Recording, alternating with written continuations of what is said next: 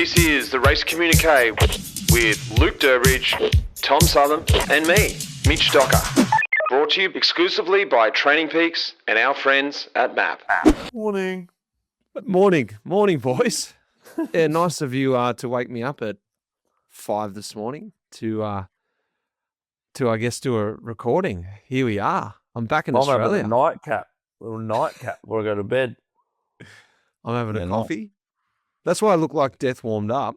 Southern, what's your excuse? Literally just come from dinner, mate. Literally just come from dinner. Left everyone downstairs at the table. Come up. Where are you? He's the only professional in this group. Where are you, Tom? At the team hotel for the Ardennes. So we stay at Place Philippe Gilbert, which is. Are you at bottom of La Redoute? Yep. Oh, that's actually a pretty good hotel. It's really good. It's nice. Yeah. It's a nice spot. No, it's us and Uno X are here for the week, settled in. And nice. Yeah. Well, because of course you're at the Ardennes Classics. Durbo and I have left the Classics. I had the pleasure of being actually at the Classics this year, so I can claim that. Hard couple of weeks, I have to admit. Look, Tom, I won't lie. There is actually a picture of me in the shower. So there's like the shower screen. It's got the printout of the riders riding across. I'm one of those riders. If you look You're in one of the rooms. I'm in one of the rooms. So I'm not sure if I'm in your shower currently, but maybe Oh, you are can see you? me. Yeah, I haven't got I am. any cyclists in this room. Like quite a lot of the rooms have it's like these Themed. background pictures of cyclists. Yeah. Yeah. They've So also I'm on the got shower some- screen. Yeah. They've got some rooms that have got like just that kind of like they've got twin rooms, but they've got like just a glass window for the shower. So I'm always wondering about like how the staff go about, you basically have to wake up when your roommates Stark is having a shower and Morning. look at you instead.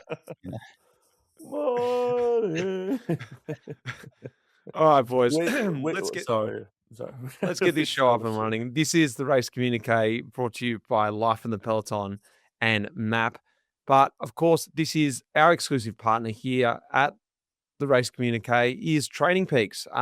Really happy to have these guys on board, and it's something that all three of us use continually to this day. Used it over my whole career, Durbo as well, Tom as well. All three of us are very familiar with the platform. It is the gold standard when it comes to endurance training for all athletes and, well, athletes across different sports, especially in the World Tour anyway. That's the area that we know. Well, as a partner of the Race Communiqué, you can get a further 20% off as a listener. So head across to trainingpeaks.com/LITP. But Training Peaks is something I don't think we've really focused on that much because we're always talking about the athlete side. Training Peaks is a platform that coaches trust to train athletes for anything really on their terms, whether they're coaching one athlete or an entire World Tour team.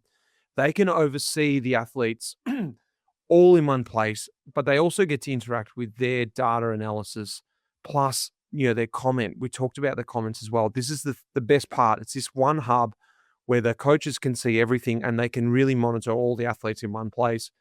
This is something I really want to ask you, Tom, just coming out of the Classics myself, big Classic season. It's about managing the form. It's about to see the riders. I was wondering how you or maybe the coaches use it during a really heavy period like this to look at all the riders and whether you use it to, predict how you want to use the rider in the next race or how they're recovering. Maybe don't do such a big day in between the races. This is a really special time of year. This is when a platform like Training Peaks comes into its own because you can look at the metrics really specifically and make calls then and there.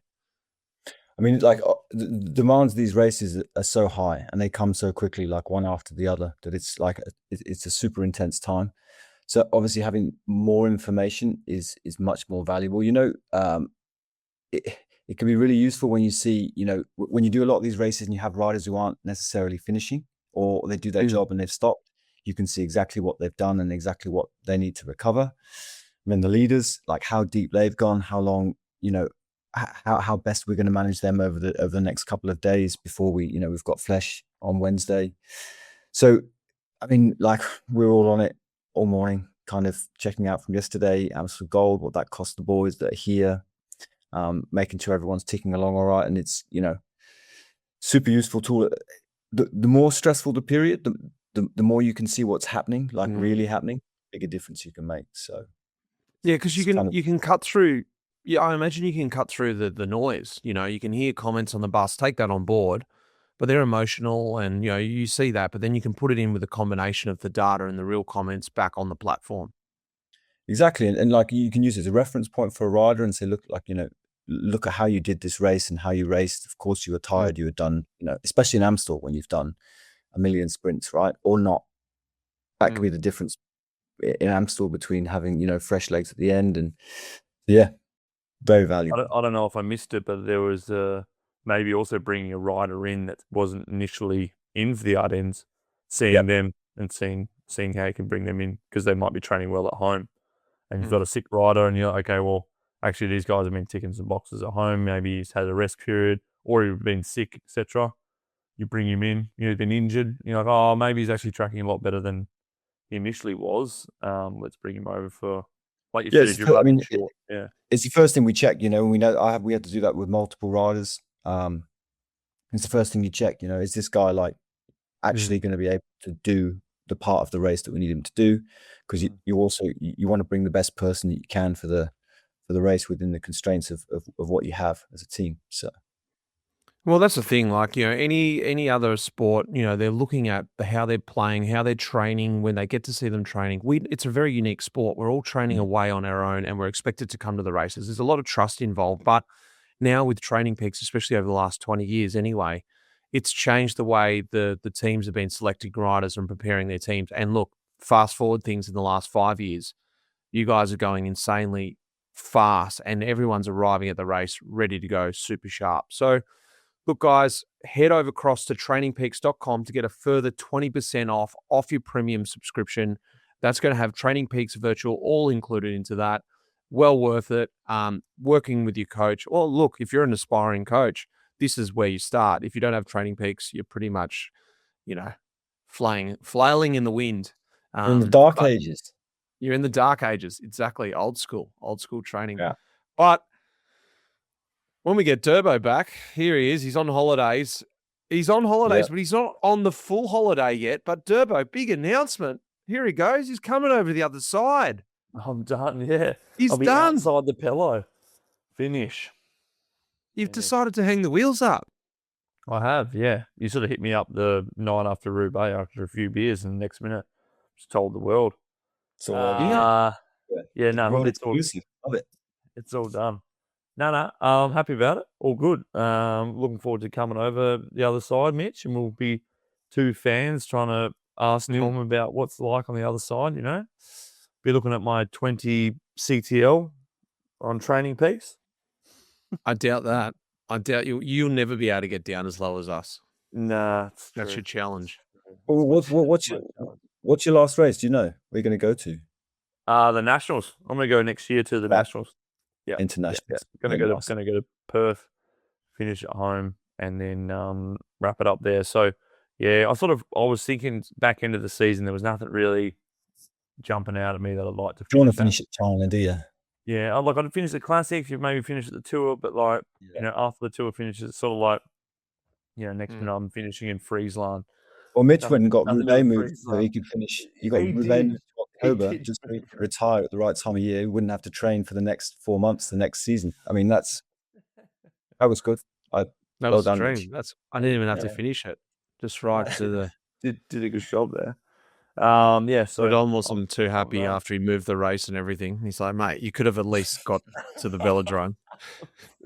He did message me after that. He was pissed, actually. Yeah, we didn't do that a few years back.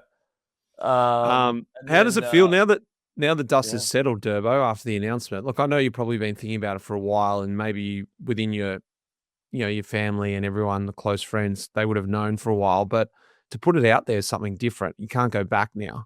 And we had a chat a week ago, for the emergency pod. Now it's out there in the wind. How does it actually feel? Is it sunk home? Has it hit home? Sunk in? Actually hasn't changed too much at all, really. It's been really nice, obviously, people reaching out saying congrats on the career and things like that. But to me personally, it's like actually changed nothing, which is actually, I didn't know what it would feel like. And actually, I'm really happy it hasn't. all I'm thinking about is like tomorrow I get back on the bike. I've had like a week off, and I'm like looking forward to the next target of coming up to the Tour de France. I'm thinking like, right, I'm in Copenhagen at the moment for 5 days. So really just keeping it like not really thinking too much about it. It was a nice little moment, put it out there, perfect, but I'm not done yet. I said Nationals is my last race. Maybe all the emotion when it comes to the Nationals, and actually I don't actually have to get on the bike the next day and train for something else. Then it will be like, oh, and then that'll actually really hit home. But at this point in time, it's just too much good riding to be done, too much training to be, too much work to be done, too much like, I'm just so I don't really think about it too much. But it's really nice. It's really nice. But I've been trying to keep it in, because I think if you let yourself run its course, then you sort of start thinking about too many things that you really can't control at this point. I'm not retired yet. I'm not retiring until January 27. It's still a while away. Like still a lot of fun to be had, a lot of races to be done. So let's just not. It's too hard to switch off too. Like if you went into mentality is like, oh yeah, I'm just gonna coast, man, you're in trouble from now. You're gonna have a miserable time. So, what's not to put it onto you too heavily, but what's the point of announcing it early then? You forced him on the pod.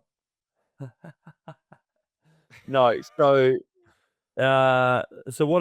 when it comes to say cycling terms, like obviously contract negotiation comes up for chats. It's around the Classics time, and I wanted to let Jerry know and the team know that I didn't want to keep racing. I wanted to stop in 27. So it was, and it gets to the point where it starts getting to May, June, July, further onwards. People are asking, "What are you doing next year? What are you doing next year? What are you doing next year?" And the next minute you're sort of like going, "Oh, not sure."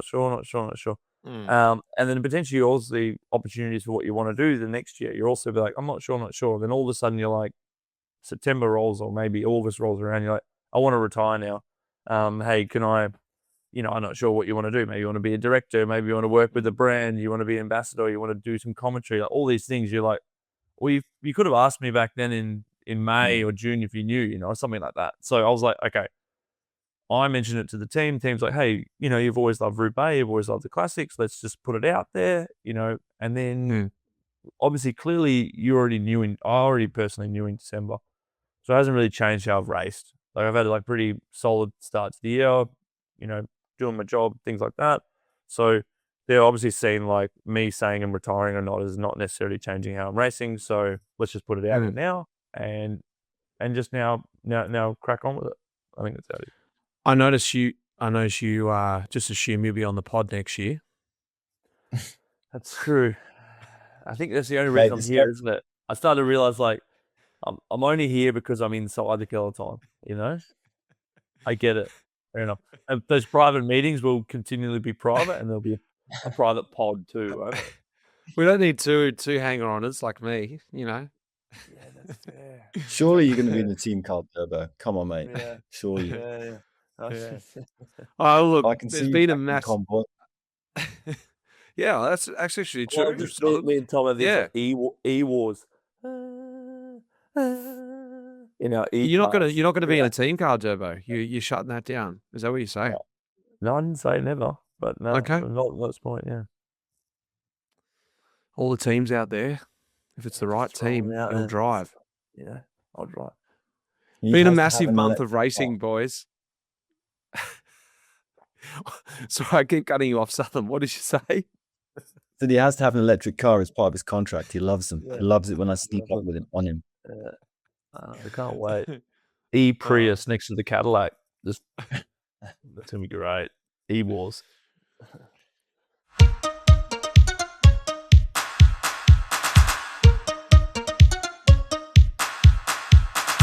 Boys, it has been a massive month of racing. For some reason, I always underestimated how big April is for racing. There's 3 monuments in April. I don't know why I never really put that together. But of course, what are they, Durbo? First quiz question. 3 in April. Yeah. Oh, San Remo, Flanders, and Roubaix. Oh, Liège. Yeah, Liège. I don't even know the Ardennes, but yeah, it's fine. They're all April's is like this. No, yes, that's brilliant. I love that you got that wrong. Couldn't have planned that better. Look, let's just quickly rewind. I know it's ancient ago, but I think it'd be really good to touch on start of April. We hit off with Dwars de Flandre, and I was there. An amazing finish where Wout van Aert looked like he was going to get that elusive win that he's been searching for in the classics for a while. And Ghana came back, took the win. That was an amazing victory. And for me, he set him up as going to be a Roubaix, potentially an outsider. I was, as the days went on, speaking to Nico Matan in Belgium, he said, hey, man, look out for Ghana. I started to believe it. I was like, oh, Ghana, actually, that's a really good shout. Ghana. He didn't ride Flanders. 2 years in a row for Van Aert. Yeah. Well, so then, we went to Flanders, standing on the side of the Quaremont. That is something different, boys. I tell you. That's like, I mean, there were guys just getting, not airlifted, they were getting chairlift out of there because they were just like 10, 11 a.m. sideways. They were paralytic. There's no other word for it. They were absolutely gone. And how was the helicopter ride, Mitch? It wasn't bad. Guilty. Look, Pogacar, he rode away with that. He had to go deep. I felt like he really got tested there.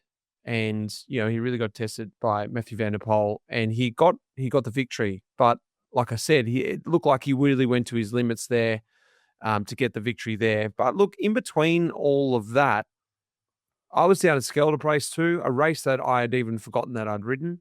And that's got a really nice vibe, that race. Like a really nice vibe.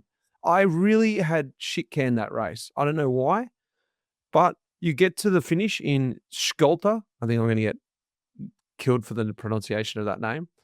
In Schulte. One more time. Schulte. And awesome vibe there. Really cool vibe. It's like after you've been at Flanders and Warringam, those races, like it's getting bigger and bigger. And then that's a little step down, but everyone's much more relaxed. You can actually walk in and get a beer rather than waiting up and lining up. The race goes past 2 or 3 times. So aside from me on the other side of the fence, Tim Mullier came from the clouds to take that victory there. And that is, who would have thought he would have got that? Been out for a while. Didn't expect him to come back. That was a great victory. And I even got tipped off that he was going to win Roubaix. I was like, I don't know if I'm going to believe that one. That was by the guy who owned the bar. Was Nico Matan just choosing every race winner? Hey, that wasn't Nico Matan. Hey. Watch out. This guy's going well, yeah. He didn't say Pogacar though.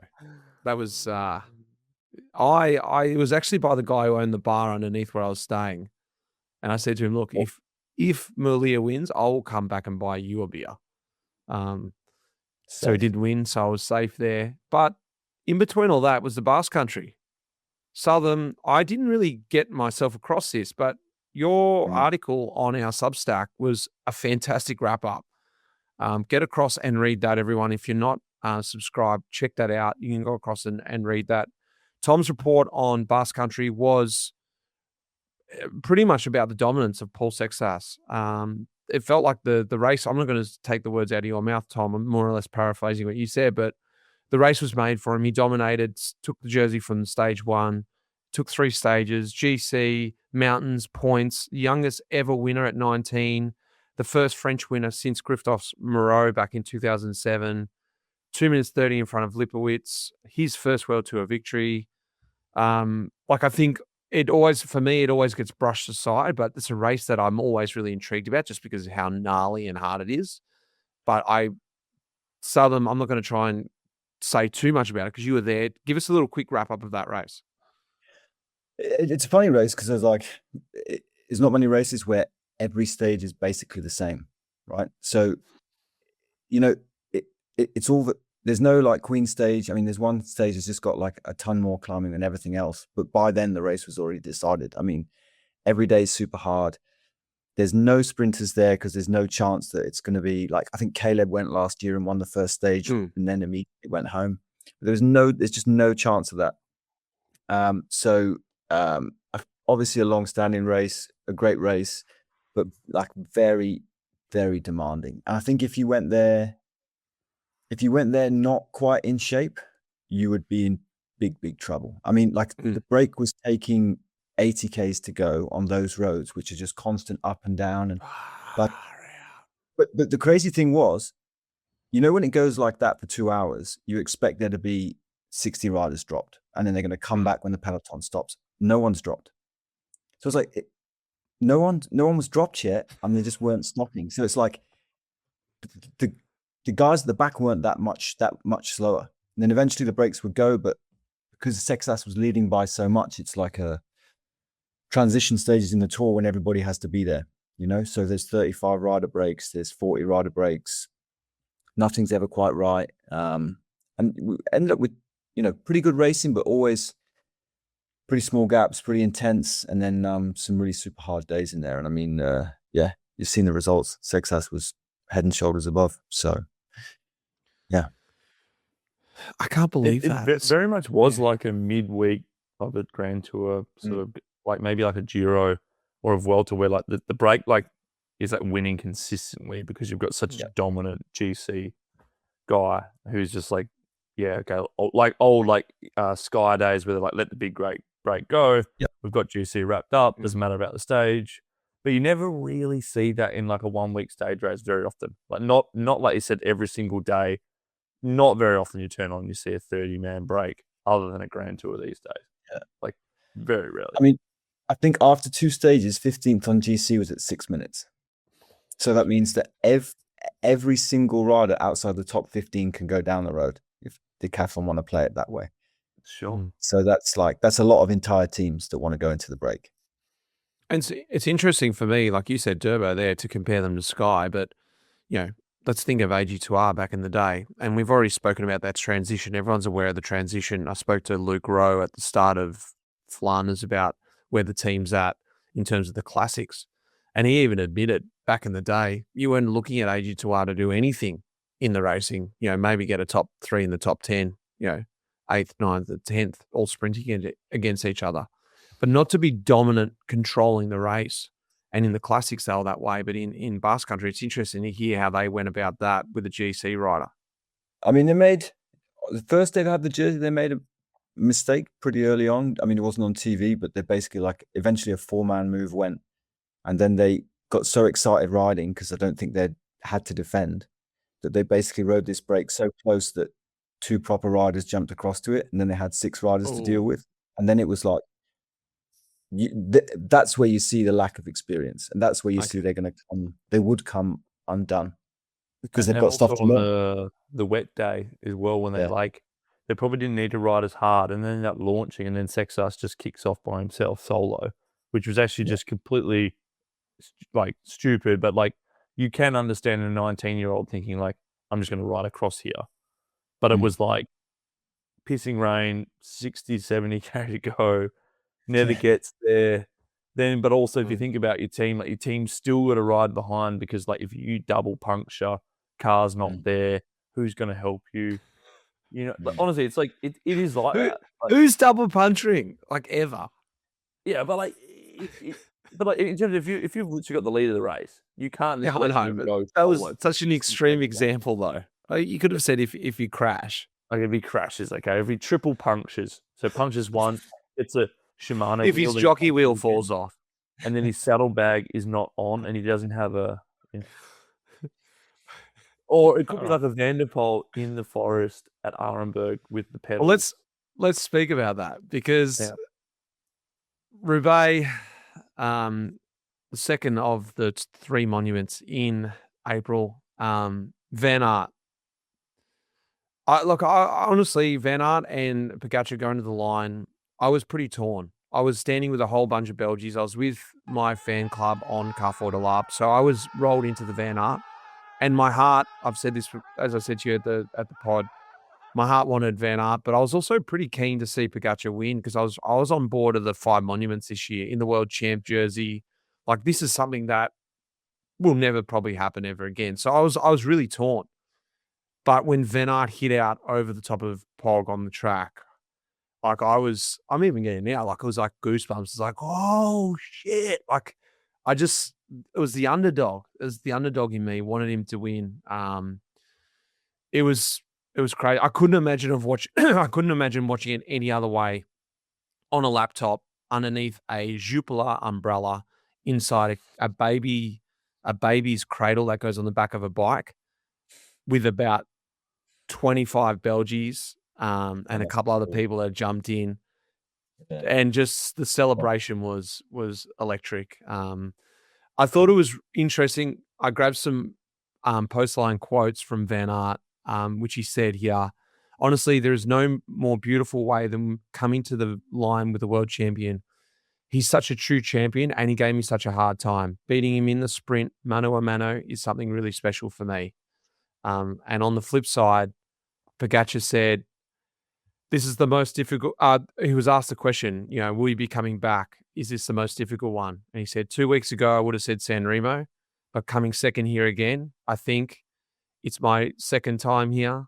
So let's give it some time and we'll see. So it was, Durbs, you were there. We've discussed it on the emergency pod. Probably interested to hear from Southam, who was on the outside, thoughts of Van Aert getting up and I guess the wider cycling community in the Peloton. What was the thought of that? I mean, from my personal perspective, I watched it from the worst possible place, which is I watched the start from Bilbao Airport, and then I caught it 2 hours later when I landed in the UK, and then I watched it on my iPad on a train. So nice. It was pretty rubbish, just constantly buffering.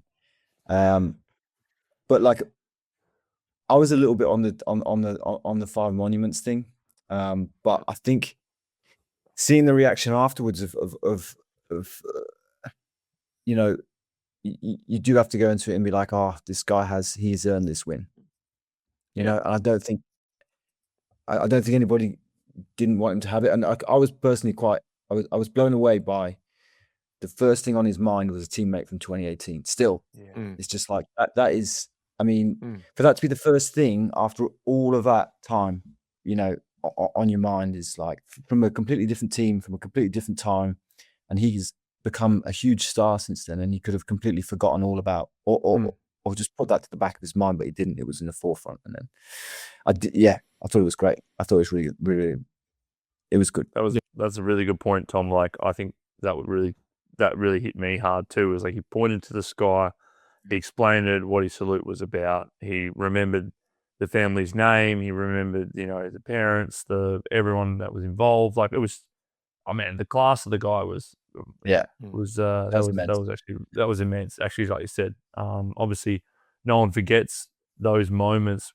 Obviously, when it happened, but for a guy to remember that in that time, because Van Aert, you would not mistake him for being a professional athlete when you're quite insular and quite just like, I've got to focus on this, and all these bad luck things have happened to me. He's just lost Wars to Vlaanderen again to Ghana like a week ago, all these things. He's just like, but then he's still dropped to Flanders. Still be able to like bring it back to being grateful and sending it back, and which is incredible actually.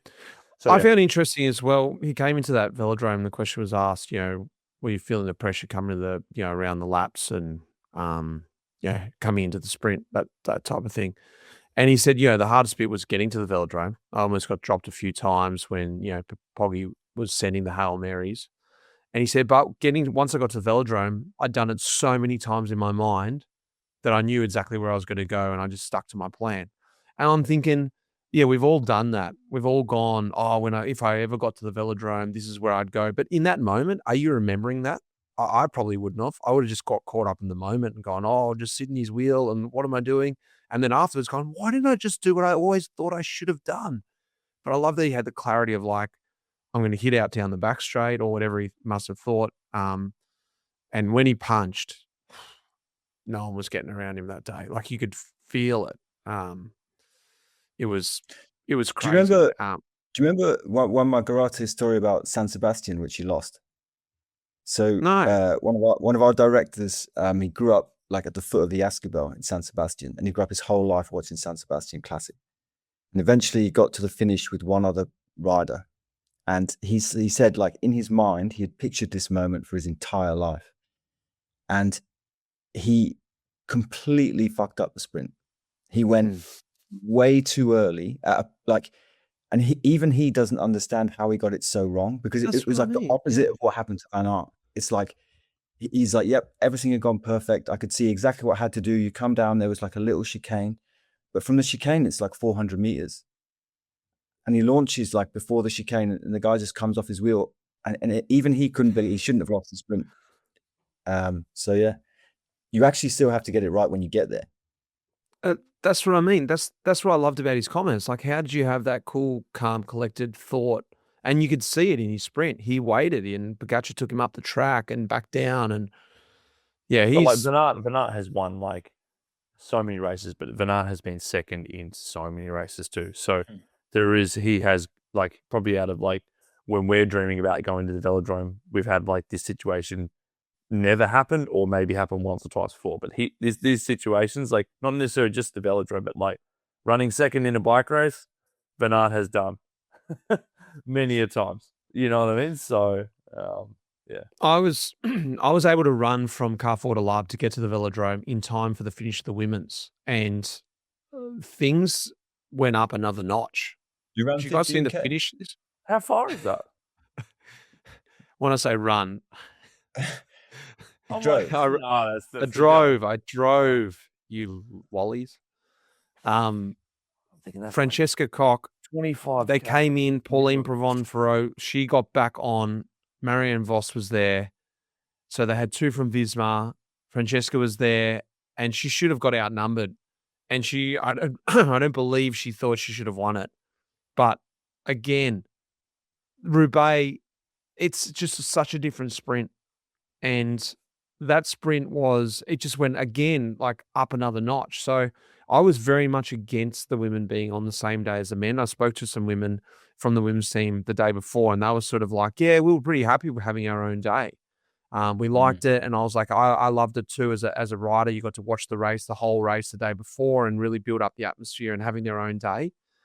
But them finishing on the velodrome after the men in such an emphatic way, the crowd was erupting on the velodrome. And I think, yeah, got to give credit where it's due. That was perfect. Like the coming through on Carrefour to Lab, I wasn't there, but I can imagine them coming through just 20 minutes after the last rider of the men's came through. The crowd was up and about. The atmosphere would have been crazy.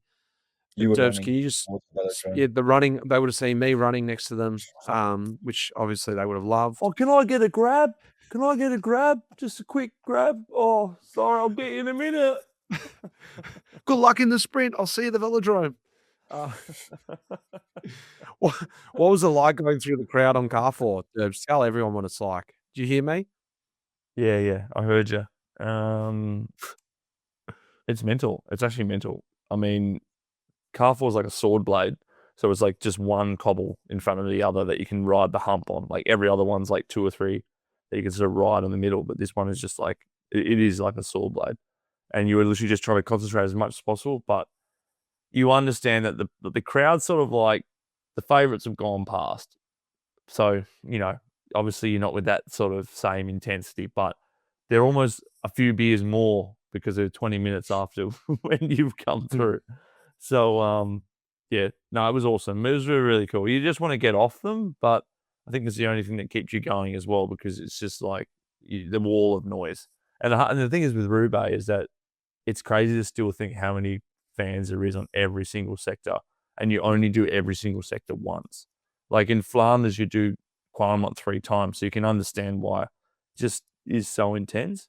But you only do Carrefour once, and you're on it. You're off in, you know, so like 2K or something. You know what I mean? You're out of there. So it is pretty impressive, and it's not. And like as you've seen, like it's not logistically easy to do Roubaix sectors. Trying to get there and like off and on, it's a bit of a nightmare. Like it's not super convenient. No, it's not. No. Not to burst your bubble, but like one of the best bits is obviously the riders coming through, but it's the build up. It's the atmosphere around. Like there was this weird thing happening on Carrefour. I don't know what you call it, but these guys were sitting down on Carrefour, like, so you got your legs like that, and you're sitting back into another guy sitting on the ground. So you're sort of like they were rowing a boat on the ground. They were drunk. But what they do is the last guy would run up to the front and then he would jump and then they would crowd surf him back. Like they're sitting. So they were playing this game for like, I don't know, hours on Carrefour, in the middle of Carrefour. There's just like little parties going on everywhere. Give Belgians a field and some beer and they're going to go across without a boat. That's exactly right. Well, I ran into this British guy at the airport flying home from Flanders, and I said, "Oh, do you mind if I sit here?" And it was like Charleroi, obviously quite tightly packed. No, he's all right, mate. Yeah, sit down, no problem. And he's like, "Here's to the bike race, were you?" And I was like, "Yeah." He's like, "I was on the Quaremont." I was like, "Cool, how was it?" He goes, "I can't remember anything from last night." And then he started showing me videos on his phone, like guy doing a funnel on the Quaremont and then just spewing on the cobbles and then just like taking him out and then end up in Ghent. He said, "I went to Ghent," and it was like this whole little ecosystem around it is like, it's pretty cool. Like it is pretty cool like that they have just like such a party around it. And like you feel it when you come on, but like you said, Mitch, it's sort of like, was kind of cool to be on the other side this year because you sort of see like all these little stories that go on throughout the day, and they're having the best time. You think, if the race wasn't good, the race wasn't bad. It doesn't really matter about the race. It's just like, it's part of being there. It is. It's something to do. You got to do it. And again, just a quick one back to Rowie. I said to him, "Have you ever had a Quaremont on the Quaremont?" Which is something I wanted to do always, which I've done. And he said, "No, it's something I wanted to do when I first retired, but now I'm tied up, de-essing." I said, "Mate, you'll never do it now. It's done." So Durbo, Straight in the car. Don't go straight in the car. That's my tip. You got to do it. Look, there is some more current racing on. There's actually been a race just a few days ago, Amstel Gold Race. So we're into the Ardennes, the Ardennes Classics. We've got our Ardennes man here. Remco Evenepoel, who started Flanders, is there, and he made up for last year. He went away with Skelmos, and he went up to a 2-up sprint and took Amstel Gold Race just a few days ago. Matthias Skelmos was wearing number 1. I thought it was really interesting with this that he had a lot of confidence. I didn't really see him as this kind of guy. Even in his pre-race interview, he was like, "Yeah, it's super special, but hey, I did win quite my race. I did win quite my wins, but I have number 1, so it's super special." So he's a bit like, "Hey, I'm number 1, but yeah, look, I've got some wins too." He was really, really confident coming in, and the way he rode there was, look, Skelmos, don't want to take anything away from him, but I didn't see him as that really aggressive rider to be able to go toe-to-toe with these guys. Last year was great, and maybe was an exception in my mind, but to see him back it up in the way that he rode at Amstel this year, and I'd like to hear from you, Tom, to get the inside word, to go toe-to-toe with Remco, because Remco said at the end, "I wanted to make the race as hard as possible for them and also for myself." He hit it up on every climb. He whittled that group down. There was a crash, but he was also on the front foot. Skelmos was a surprise for me to go back-to-back. He obviously didn't win it, but he was there very close for second. Southam, you were just there. Give us the insight of Amstel. Well, I thought there was a good chance the morning break would get super far, because in the last years when UAE's been there, they've pulled that UAE pull faster. And so with Bora there pulling, like Bora did a great job. They managed it really well, but they managed it differently. So they left the break at 5 minutes, 4.5 minutes for a very long time, and then sped up, which meant you had a really different race. There was a lot more people who were competitive, because I think the UAE one year caught the break after 100K. Like they just made nonsense out of everybody else in the race. So Bora did it quite differently. And at first I was a bit like, "Oh, he's only got Tratnik left now." And it came into a phase where it's like, it's going to have to go, and maybe there's quite a few fresh people. In the end, he got away into a good situation. I mean, Gregoire went first, and he got into quite a good situation, but I never felt like, I didn't feel like the race was super, super, super difficult like it would have been if you'd had a full UAE pulling all day, or a full Pisma in there pulling as well. I feel like Remco was pretty fresh at the end, and he had it under control. He'd already spoken in the media about like, hey, by the way, I've got a sprint. You know, like last year it went a bit wrong with Pog because we were watching each other, but I'm not particularly scared of anyone at the finish. So that race gets easier. Like once you've been over the 3 climbs with about 50 Ks to go, the steep ones, the climbs get progressively easier. So the Kalberg's not as hard, and then the Gulahemmerberg's not as hard, and then the Beimlerberg, so it's not that easy just to one-on-one drop someone. So I imagine he was thinking, okay, the job's pretty much done here. I'm going to go to the finish with this guy and just dust him up. But I struggled to follow the race, to be honest with you. I mean, like, Amstel is a very twisty race, right? And this is the first time it's ever happened to me in my de-esting career. But we were driving along and we're coming to the Keutenberg, which is the steepest part, and you're passing groups, and it was quite twisty. And then all of a sudden, my mechanic just exploded and vomited all the inside of the car. What? Yeah, the poor guy was just like had sudden car sickness because they're sitting in the back, right? I was Looking driving down. Yeah. Matty was doing the race next to me, and I don't know what he'd been doing. And so did the last 50K just trying to clean vomit off the inside of the car. No, that's bad. But he couldn't even get it out the window. He like literally the poor guy just exploded. And it's like this, like, I mean, if you're back there and you're a mechanic, there's nothing you can do. I mean, you see guys every now and again open the window and throw up out the side of the car. But yeah, didn't manage in time. I've never heard that. I've never even heard the windows opening. Wow. Yeah, no, that happens. Yeah. I've had a few guys been like, oh, you have to stop the car because, I mean, Amstel is just so twisty. Amstel and Chouet, between those 2 races, sitting in the back seat of like a big car. Looking down, doing numbers. Doing numbers, working on stuff, you know. It's and then what? They have a strawberry chocolate milk or something before. I think he mostly had water, but yeah, it was. I mean, it went so you far would have been out of town. So, yeah. That's disgusting.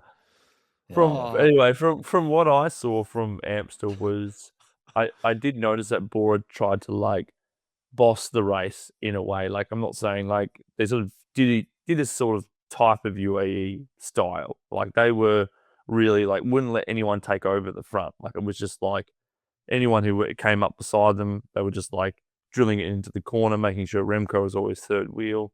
They were really just like ripping into it. And like I was there the year that they, you know, like I said, when UAE brought the break back after the 3 nation point. Yeah. And we were just thinking, like, you're joking me. Like, there was, you know, then they rode, that was bullshit that year, and it was all over with so far to go. But it's interesting, like, I sort of saw what they did, and it obviously worked. It would have been quite interesting if, like, a couple of those guys didn't crash, I reckon. I'm not saying it would have changed the result, but, like, Jorgensen was going pretty well. Vauquelin, the Ineos French guy, is it Vauquelin? He also crashed as well. That was a pretty decent sized group. And like you said, after that point, it gets a bit easier. Like after you get over a couple more climbs, like it gets a little bit easier. And then if you've got 6 guys versus, you know, 2, it's sort of 3, it's a bit interesting. So, yeah, I mean, it was good to see Remco back it up. Like I was pretty impressed with his Flanders effort. And obviously, I mean, I don't think Skilmos is in the same league as him. Like obviously he said he was, but it's impressive he backed it up. But Remco's still beating. I mean, Skilmos had a pretty rough time. He lost quite a bit of time on one stage of Basque Country. And like there was rumors around that he'd been sick between the 2 races. So I was surprised to see him at the level he was at, given that. I mean, that might have been misinformation or whatever that was flying around. You never know. I didn't quite expect him to be at the level. So Skilmos was at a high level. And I think I'm not sure that like, I mean, Remco's won Liège twice, right? I don't think that was. It was a nice win, but I don't think it was his hardest win. No, but like if you go, for example, if you have UAE versus Red Bull and they're both going to Liège, which is what's going to happen. Like if you're Red Bull, you just let UAE do the bossing effort, or do you want to actually go into the sector's third wheels because maybe it's raining or the weather's not so good? Like, do you try and like out drag race each other in this? I mean, obviously, it's a question. I don't know, but like, It's a good time to quickly segue because I realize I've been banging on for more or less this whole pod. But the last thing I want to touch on is quickly Liège preview because we're on the eve of Liège. And coming out of that, you brought up a really good point. We've got Pogačar returns to Liège, Pidcock returns. Is Seixas down to, I didn't see his name. Is he down? So like I'm excited about Liège. Long time for a while, I haven't been that excited because I always lose interest after the cobblestones. But it is the third monument in April, or Durbo fourth monument. If you include, fourth with San Remo's as well. Yeah, San Remo as well. Southam, Southam, here in April as well. Can you give us a quick course preview, just a very quick one, what everyone's expected for Liège? Yeah, sure. I mean, like there's actually like a couple of changes this year. Like they tend to mix around. It's all the same sort of longer climbs, but they tend to mix them about a little bit. La Redoute's obviously the key focal point. Just outside my window here, 35 k's to go. Before that, you have these longer series, and it starts with the Côte de Wan this year, not the Fermi-Bear, which it used to start with for the last few years. Into Stockau, Haute-Levée, Rosier, down into Spa, and then we have the Maquisard this year back, and then one more which I can never remember the name of, and then you're into La Redoute. So you have like a real grinding down process into La Redoute. Generally, they have a fairly kind of big explosion there. They changed the course obviously a few years ago, so instead of going left at the top of the La Redoute when everybody would watch Bartoli and Van den Broek and co, you now turn right, you do a little descent, and you've got this really tough drag before the Côte de Forges and then Rochefoucauld. So it's like it's a similar race. There's a couple of little tweaks. I think at the minute the forecast is pretty good for like it's dry but cold, not much wind. And I think we could see a pretty big drag race, honestly, with exactly like Durbo said, because you also have to throw decathlon into the mix, right? Because they're going to want to make a statement too. So it's a slow burn Liège. Like I think the cobbles have like strategically they're much more complex, and it's much more like if you just nip around here and you get past here, then you're going to get here and you're going to do this and you're going to do that. Whereas Liège is like this like slow burn that if you just turn the TV on, you'd think, what are these guys doing? But when you're in the cars and you're watching riders come back, you see how hard it is, and it's I love it. So it just gets harder. Are you suggesting people should jump in their car and get in the convoy to watch it? Mate, the convoy is so big. I just don't want any more cars in the convoy.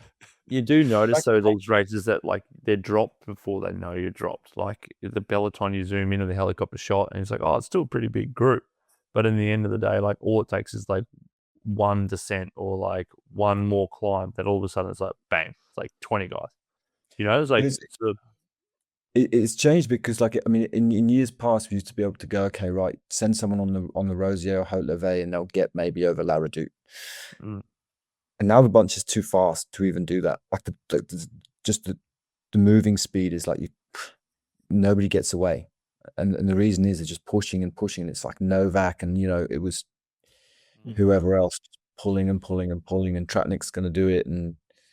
But if you were Pog, like it's an interesting one. It's like teams only really boss races when they know they've got that guy that's just going to finish it off. And like Remco, what Red Bull did justified the effort. And like UAE have always done that because it justifies their effort, because Poggy always 95% of the time finishes it off. So for example, if you were Red Bull and obviously you want to stay in the race and you go for it, then if you were Poggy, because he rides such good position, he could probably just sit behind Remco and smoke him anyway, and they just do UAE's job for them anyway. Yeah, I mean, they're not going to do that. Like, let's just go for a quick prediction. Yeah, who are you going to go with? Tadej. I'm going to go Remco. No chance. I would go Tadej, but I mean, for fun, shall I just go for Seixas instead? I don't think he's going to win it, but like just for somebody different. I think I think Tade's cage has been rattled. He's scared. Yeah, I mean, he has come second in one of the 5 races he's done this year. He's only won 4. He's definitely not scared, Liège. All right, boys. It's been long enough. Let's get into some Bello chat.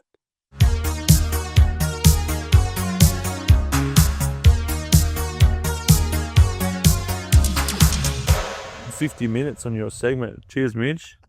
Sweet. And all this prep. Anyway, all right. Clearly, I am on holidays at the moment. I'm having a glass of wine. I've got my last day of holidays coming up. Tomorrow, I'm back into training.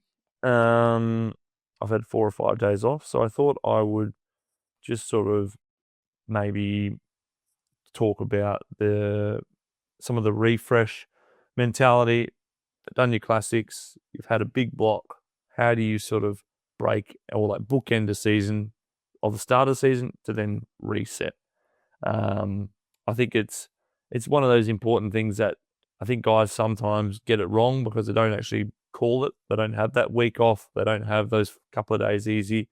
They sort of think, oh, I never really maybe arrived at your goal in the right shape, or you sort of keep pushing on and then all of a sudden you never take that break. And then another month goes by. And then when you really want to be good again, the wheels start falling off and it's June. And then all of a sudden you're out of tour selection. Then you get really head cracked, and the next minute it just keeps going. It's a snowball effect. So I know potentially for me, for example, like even if I hadn't achieved the goals in the classics that I wanted to, I always take that week off to refresh mentally. And then when I get back on, which is tomorrow, then I've had it. And look, to be honest, it makes a world of difference. And I think some of the classic guys, they all do it very well. Obviously, some guys continue on to around Amstel Gold, and then they call it. But you won't see some of the main protagonists in the classics until at least June, I would say. Definitely. May, June. Dauphiné Swiss, you don't see them. And there's a reason for that, is because a lot of those guys stepped on in October, November, and started training for this period now. So when you really look at that far back, it's a huge block. You know, we're talking November, you've clipped in and you haven't had more than a day off the bye since, say, the 1st or 15th of November until now. When you put it in like that sort of mindset, it's like that's quite a big block. So just having, I'm only having for 4 or 5 days off. I used to take a week, but these days can't really do that. But you take 4 or 5 days off. I didn't even take my bike to Copenhagen, and then I get back. And actually, honestly, it's crazy. You actually feel the itch, you know, like you've got that. Like today, I woke up and I was like, yeah, really wouldn't mind stepping on my bike and starting training. That's what you want, though. That's the feeling you need. Yeah. You know, and then I sent a message to the coach, like, hey man, like, what are you thinking for the training coming up? Like, what are we talking about? And he's like, you're on holidays 1 more day. Like, talk to me tomorrow. I'm like, oh, okay. I just want. Are you one of those guys? Yeah, you want to know. Just remember at the start of the pod, Durbo said, I'm looking forward to seeing how low my TSS can get on my CTL. You're going to struggle when it dips under 100. You're going to be freaking out. So, but yeah, I think it's an important phase, and I mean, you probably agree. You definitely would agree with me, Mitch. You also were the same with taking that week off and then starting to reset for the next goals. I think we discussed after Roubaix. I was actually with Kel O'Brien, and he was saying, look, I'm thinking about having a week off, going back to Andorra and, going down the pub every other night and having a few beers. I said, mate, you can do that any time of year. In my opinion, exactly what you've done, Durbo, is it's not about having a beer. It's not about not riding. For me, it was about mental refreshment, and mentally refreshing for me was going to a place that felt new.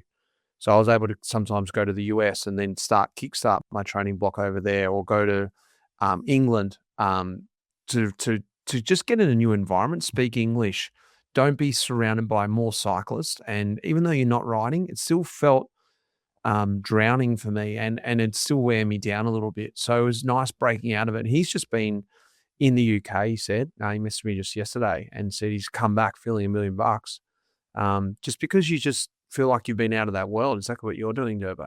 Yeah, exactly. Have How would you feel if somebody picked up the phone and said you need to ride Frankfurt then? Well, look, let's be honest, Tom, it has happened many a times. Yeah, I can imagine. But I that's also a reality, isn't it? Yeah. Like you I've just have this break. I've ridden Flesh Alone from 5 days off. And look, I'm pretty upfront about it. I'm 100% upfront. It's actually on my training peaks, like back to training peaks, but mine says Copenhagen 17th to the 21st. You know what I mean? So if a director's calling me, I'm flying from Copenhagen if I have to come, and I am not riding my bike for those periods of time. So honestly, I think it's all about miscommunication. Like, I'm completely upfront with where I'm at in terms of what. And if you I'm the last resort in that situation, well, I have got on the flight before, not necessarily from Copenhagen, but I have got back and had a week off, and then all of a sudden arrived at Flesh Alone at 1 a.m. in the morning because we needed someone to start. Because there's quite a few guys here who've been in that exact situation you've been in across all sorts of teams that would have got that sort of phone call that's just had 4 days or something, thinking, okay, cool, I can chill. And then your next reintroduction to racing is like, oh, fuck, got to go and do this. It's tricky, but like you really have to, like, I like to always footnote it in my training peaks and write, this is quite a good point, but I'd always write, like, called into the race 4 days prior, 4 days off prior, didn't ride my bike. All right. Almost like you put it in your own notes just for your future reference. Just because, like, if you're not saying you ever are, but like contracts are a weird thing. You get to October and how are you in this race? And we got caught at that race. Like, look, let's be honest. Let's go back. Not saying you ever would have to, but let's just go back to, like, because things get forgotten. Like, I was caught into this race at 5 days off, and yes, I was, I was out after 100K because my lungs were in my throat, and you know what I mean. And so I was never meant to cause race. It is what it is. It's part of the game, but also you have to be okay with, like, not kicking and screaming as well. Like, I was always expecting that potentially my phone would call because the Ardennes is on at the moment. I'm not sick. I've just finished the classic preparation, and I mean, to be honest, I raced Limburg after Paris-Roubaix anyway on Wednesday, and that had like 6 seconds of cobble. So, in fairness, I've already sort of taken one of my cars. So I wasn't expecting an Ardennes call up, but hey, Liège is still on Sunday. It's time. That's what I thought. Yeah, good little insight. It's a kind of good question there, Tom, because that does happen. All right, well, let's get to some talking tactics with Southam.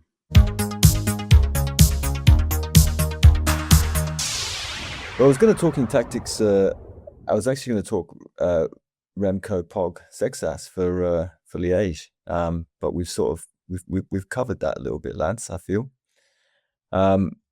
So I guess a bit of a deep dive into the Ardennes.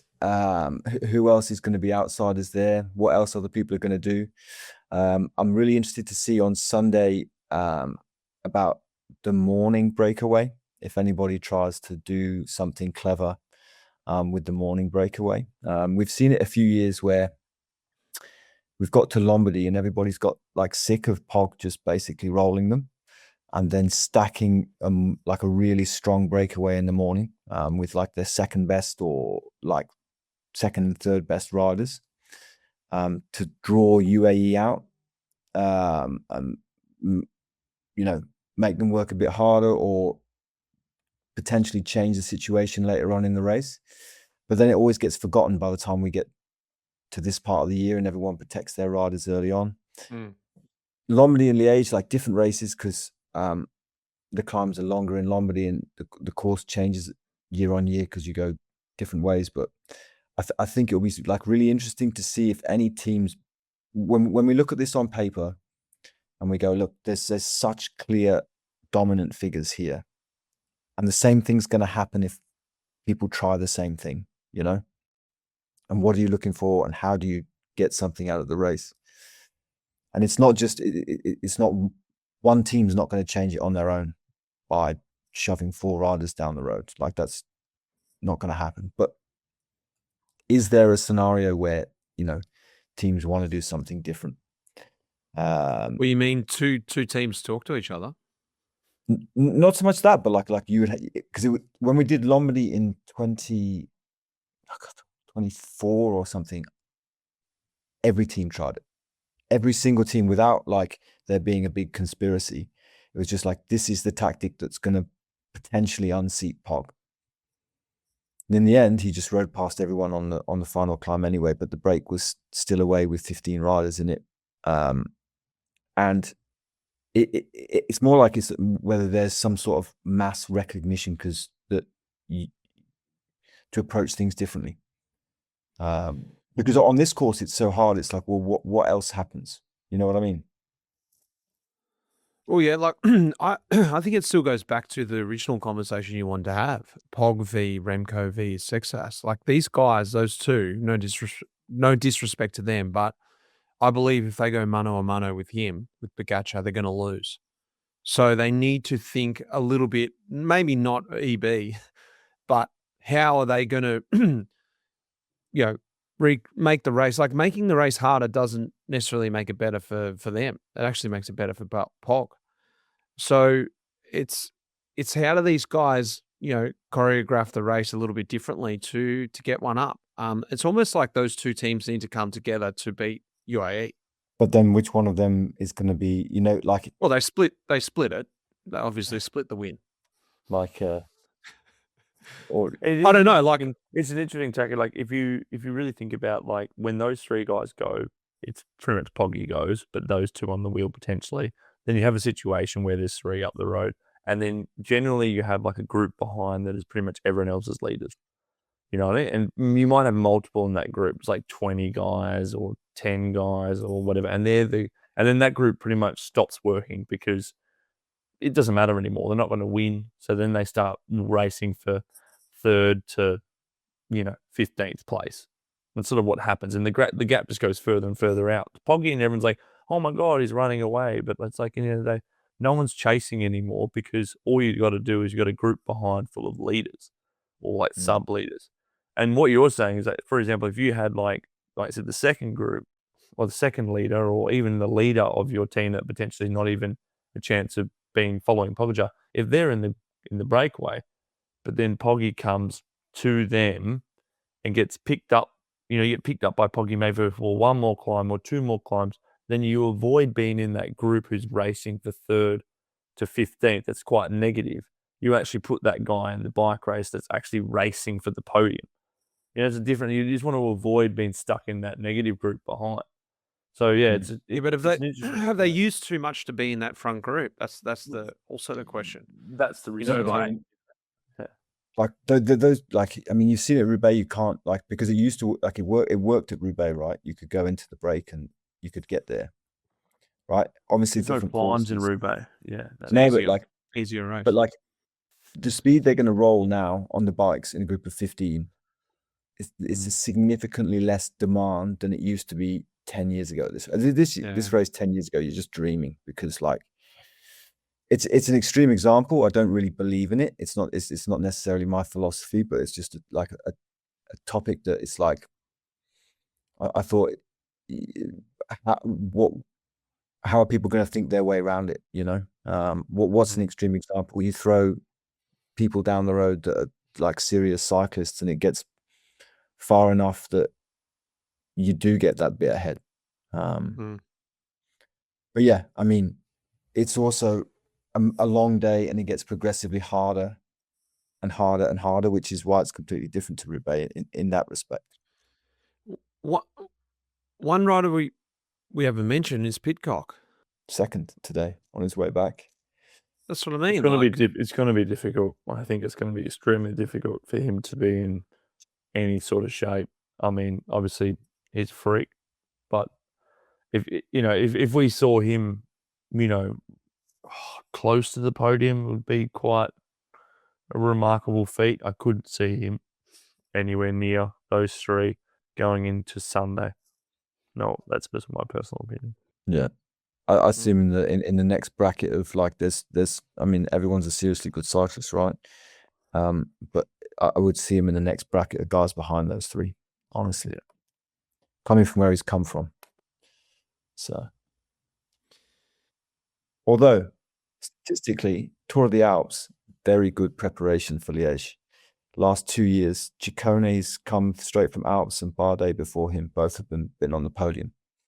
So it's actually it's not that mad to do it. And I think Ciccone even drove to get here in a car because there's night flying or something. So it's not impossible. So Alps finishes Friday. Correct me if I'm wrong, Southam. Like, Amstel isn't necessarily the best race for Liège. They're almost two completely different races. Like Amstel's got a very, very distinct feel away from it's more towards Flanders than it is Liège, honestly. It's all just like about positioning and like conserving your effort and getting to this point and that point, whereas Liège is like much more a slow burn. Times. Yeah. Well, boys, I've prepared a quiz. You guys ready? Let's do it.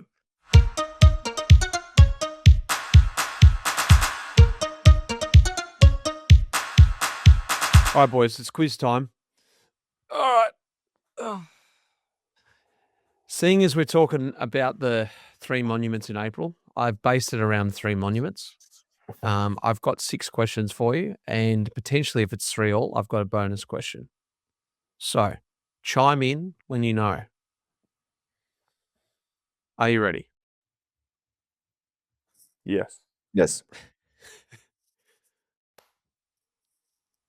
Seeing as most of these races are based around Belgium, what languages are officially spoke in Belgium? French and Dutch, or French and Flemish. Incorrect. Wallonian and Flemish. Also incorrect. But like, what do you want? Well- 2 languages, 3 languages? It's 3 languages. Okay. 3 languages. What French is- languages are officially spoken in Belgium? French is one. Correct. Dutch. Correct. Right, so I got 2 out of 3. And there's a third one. Flemish. No, that's Dutch. Yeah. I know. Dialect of Dutch. Oh, wow. I actually didn't think this was going to be hard at all. Polish. This is disgraceful. Polish for the... No. I lived in this region. You also alluded to it earlier in the pod. German. Durbo. Well done, Durbo. It's official language of Belgium. Yes, it's an official language of Belgium. Belgium has 60% spoken Flemish or Dutch, around 40% French, and less than 1% in German, which is the region that I lived in. So it's 2 points for me and 1 for Durbo because I got 2 out of 3. Okay. Oh, you keep score then if you... All right. What countries does Amstel Gold Race pass over? Holland, Germany, Belgium. Southam. All 3 countries. That was It the does clue. go... I know. I didn't know if it actually went up over it. Well, it goes Go past the 3-point zone before you go down to Geminish. In London. Yeah, no, I get that, but I didn't know it crossed over. Wow. Yeah. So Southern, I'd say Durbo got that first one because you didn't miss it. You missed Germany, so it's 1-1. Question 3. Of the monuments of April, excluding San Remo, which has had the most additions run? Liège. Incorrect. Liège has had 111 editions. It is the oldest edition. It started in 1892. Roubaix. Durbo, Roubaix. Southern to come back. How many editions? 1 chance. That's it. It started in 1896. I just couldn't give a single shit about the cobbles. It's just all about the Ardennes. It's had 130 editions. Flanders is only at 110. So it's only 1 behind Liège, even though it started 22 years after. The reason why is because Liège, I don't know if you knew this, in the very beginning, only ran every second year, every other year. They didn't run it every year. And through the war times, all the races had periods of stopping and also going. Flanders ran through Second World War. Work that out. I don't know how they did that. But yeah. Question 4. So it's 2-1 to Durbo. Who has DNF'd more monuments? Me, Durbo, or Southam? Me. Well, Durbo, you have ridden 29 monuments. I've ridden 22. Southam's ridden 1. Yeah, I definitely DNF'd. I think I was disqualified actually, but anyway. Yeah, Southam's on 1 for 1. He DNF'd. 100%. Durbo, it's incorrect. Oh, did you? Oh, I just Durbo thought the started overall 29. load was more. You've started 29, you finished 21. I started 22, finished 13. So I DNF'd 9. You've DNF'd 8. That's not too bad. That's to be fair. I've got to give myself a bit more credit. 21. So no one got a point there. All right. So it's still 2-1. Question 5. The Ronda has the Quaremont beer at 6.6%. Liège has the Lara. It's called the La Redoutable. I had one this La evening. Redoutable. What percentage is this beer? It's a triple. Tom's like it's strong. How about tonight? Well, think about it. I gave you a clue. I gave you a very big clue. Why is the Quaremont 6.6%? But nobody knows the percentage of La Redoutable, not even me. And we're going to go over it on Sunday. What? I'm just going to go. Clue is it's a triple. So, Durbo, what does a triple normally mean? Well, it's strong. Like 8.2%. 9. Southam. It's 2-all. It's 9% average. Very good. Is it 9%? That explains a lot. Question 6. Merckx has won 10 of the April monuments, excluding San Remo. Who has won the second most of the April monuments? Rick Van Looy. Wait, it's A, Tom Boonen, B, Rick Van Looy, or C, Roger de Vlaeminck? Southam, you're locking in B, Rick Van Looy? I'll go to Vlaeminck then.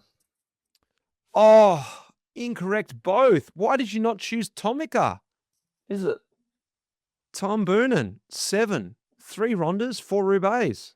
Wow. Rick Van Looy, 2 Rondas, 3 Roubaix, 1 Liège. Roger de Vlaeminck, 1 Ronda, 4 Roubaix, 1 Liège.